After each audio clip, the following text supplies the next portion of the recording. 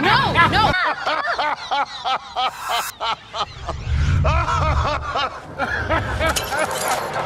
Olá, olá, olá! Sejam bem-vindos a mais um vídeo do site Aquela Velha Onda. Nós estamos agora com o 15º filme da Marvel, nosso especial cinematográfico Marvel, Guardiões da Galáxia, volume 2. Esse filme meio que confirmou o que é o Guardiões da Galáxia na Marvel, no sentido de que eles são realmente parte do grupo mais popular. Eles são populares para os fãs, mas ao mesmo tempo, até quem não gosta muito da Marvel nem de super-heróis, consegue gostar dos filmes dos Guardiões, porque eles têm a simpatia toda deles, a parte do universo de super-heróis. Esse filme também alçou o diretor dos dois filmes, James Gunn, para um dos mais populares da Marvel, até, claro, as polêmicas do ano passado, em que ele foi demitido da Disney. Ele volta como diretor e roteirista, e ele conta a história agora dos Guardiões, alguns meses depois do primeiro filme. Os Guardiões estão aproveitando a fama de ter salvo a galáxia no filme anterior para fazer algumas missões e receber recompensas. A gente vê na cena de abertura eles fazendo uma dessas missões, eles passam a ser perseguidos pelos contratantes deles e são salvos no último minuto por um homem desconhecido que diz ser o pai do Peter. O grupo se divide no meio. Parte fica para trás com a nave para consertar a nave deles e a outra parte vai com o pai do Peter para descobrir se o cara realmente é ou não o pai do Peter. E o que o James Gunn tá querendo fazer aqui é desenvolver esses personagens como família. No primeiro filme eles se encontraram, descobriram que gostavam de ficar juntos, passaram a se amar e tudo mais. Nesse segundo filme, como é que eles conseguem viver juntos? Essas personalidades tão contrastantes e algumas vezes até sádicas. Hope Daddy isn't as big of a dick as you, orphan boy. What is your goal here? To get everybody to hate you? Because it's working. Para fazer isso, bom, primeiro ele tem um foco central, né, que é o Peter e o pai dele. No primeiro filme foi resolvida a questão do Peter com a mãe. Aqui nesse filme vai ser resolvida a questão do Peter com o pai adotivo dele também, o Yondu. Mas ao mesmo tempo, ele divide em equipes menores. Então nós vemos o Yondu com o Rock. A relação do Yondu com o Peter vai ser reflexo pro Rock entender o lugar dele na equipe. I know you play like you're the meanest and the hardest, but actually you're the most scared of all. A Gamora tá resolvendo as questões de irmã dela com a Nebulosa, ao mesmo tempo que ela tá tentando entender o que é isso que ela sente pelo Peter, se é essa relação romântica ou não. O Drax já está resolvido, ele resolveu as questões passadas dele com a esposa e a filha morta, e agora ele aceitou que ele faz parte dessa família nova, ele já sabe como viver em família, ele não tem nenhuma questão para resolver, mas ele é a porta de entrada para Mantis entrar na equipe, e é por causa dele que a Mantis revela todos os planos malignos do vilão do filme. São três fatores bem básicos que fazem com que esse equilíbrio emocional funcione também com tanto de comédia que os Guardiões da Galáxia tem que ser, eles têm que ser um filme de comédia. Primeiro, o roteiro do James Gunn. Segundo, o elenco maravilhoso e muito bem afiado e entrosado entre si. E terceiro, o próprio James Gunn, que tem que saber equilibrar isso em cena. Bom, o James Gunn é um diretor de comédia, então ele sabe quando colocar o humor para fazer com que a história siga adiante e quando colocar a ação e a emoção. Eu acho que um exemplo muito bom disso é a famosa cena da Mary Poppins. What? You look like Mary Poppins. Se você ri dele ter falado da Mary Poppins, aí logo em seguida ele pergunta: Is he cool? e você vê pelo olhar do Peter, o carinho tem uma construção emocional, apesar da cena ser uma piada, e logo em seguida a cena dá continuidade pra mais piada. I'm Mary Poppins, y'all! E você vê que existe um carinho, ao mesmo tempo que existe uma zombaria. Eles falam mal uns dos outros, mas quando outras pessoas de fora vêm falar mal deles, eles defendem. I saved you, you stupid fox. He's not a fox. I'm Groot. I'm not a raboon either. I am Groot. Raccoon, whatever. Que é muito parecido com uma família mesmo, e isso chega no ápice nessa cena. All any of you do is yell at each other. You are not friends. You're right.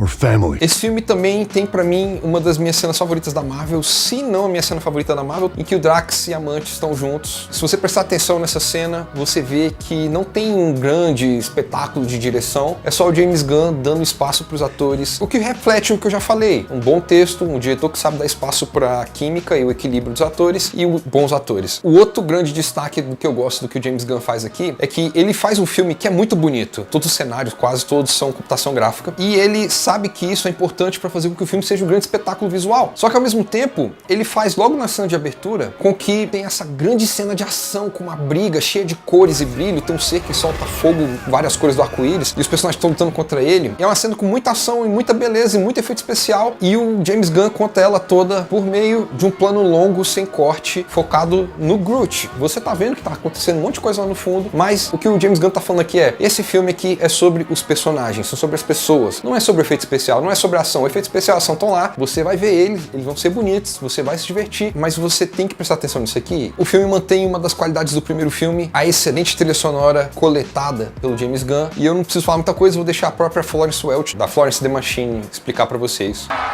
It's pretty much my favorite song of all time. And if you don't love me now, you'll never love me again. Essa música que ela tá falando, The Chain, do Fleetwood Mac, é usada 2 vezes no filme. Na primeira vez, quando o grupo tá se separando, e a letra fala bem claro: se você não me amar agora, você não vai me amar de novo, porque tem essa sensação de que eles não estão se dando bem, que eles não vão conseguir conviver, e eles estão se separando porque talvez eles não se amem de verdade, essa família não tem como continuar existindo. No final do filme, ela toca de novo quando o Peter tá lutando contra o vilão do filme, que é revelado, o pai dele, na verdade, é um grande vilão.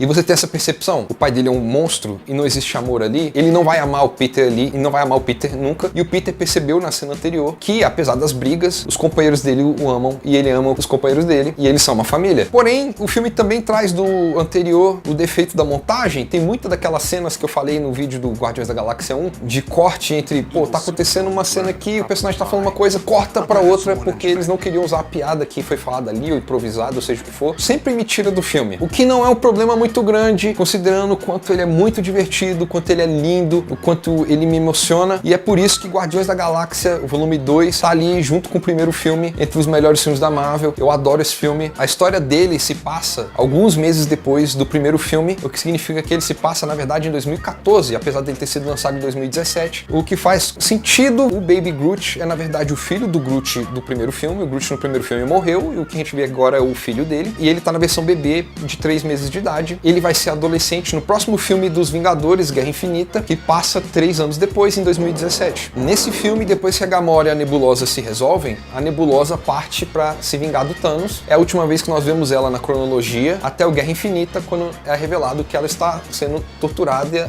e aprisionada pelo Thanos, talvez há 3 anos. Eu não falei isso no filme do Guardiões da Galáxia Volume 1, mas uma cena pós-crédito daquele filme tem o Howard, o Pato, que teve um filme na década de 80, produzido pelo George Lucas, um filme bem ruim, diga-se de passagem. Ele tá aqui, mais uma vez, Guardiões da Galáxia Volume 2. O diretor James Gunn falou que não é uma pista de que vai ter um filme do Howard, apesar de que eu gostaria de ter um filme do Howard. A intenção dele era só fazer uma piada, porque ele gosta muito do personagem nos quadrinhos. Esse filme tem 5 cenas pós-créditos. Apesar disso, só 2 delas são realmente importantes para continuidade. Em uma delas, nós vemos a criação do que é o Adam Warlock, que o James Gunn já falou, vai ser importante na ideia que ele tem pro Guardiões da Galáxia Volume 3, mas que nos quadrinhos foi um dos personagens que foi importante para derrotar o Thanos. Então pode ser que ele apareça no Vingadores 4. A outra cena pós-créditos mostra a primeira formação dos Guardiões da Galáxia nos quadrinhos. A equipe que a gente vê hoje em dia nos filmes é, na verdade, a última dos quadrinhos. Então faz sentido que exista a história deles, e pode ser que isso sirva para mais filmes depois dessa trilogia dos Guardiões. Não é contado como cena pós-créditos, mas numa das bolinhas lá que estão passando nos créditos finais, é possível ver o Jeff Goldblum como o personagem dele no Thor Ragnarok fazendo uma dancinha. Então é a primeira aparição do personagem, apesar dele não ser uma cena, mesmo contando uma história. Para finalizar, o Stan Lee aparece contando histórias passadas dele para personagens alienígenas que são conhecidos como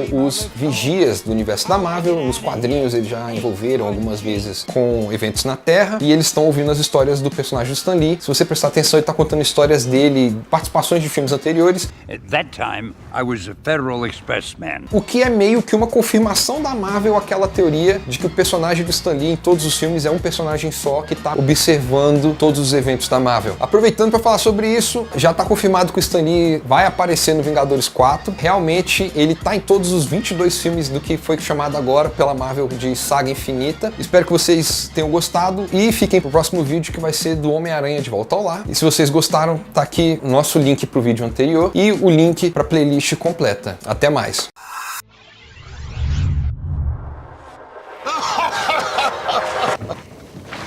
That was awesome!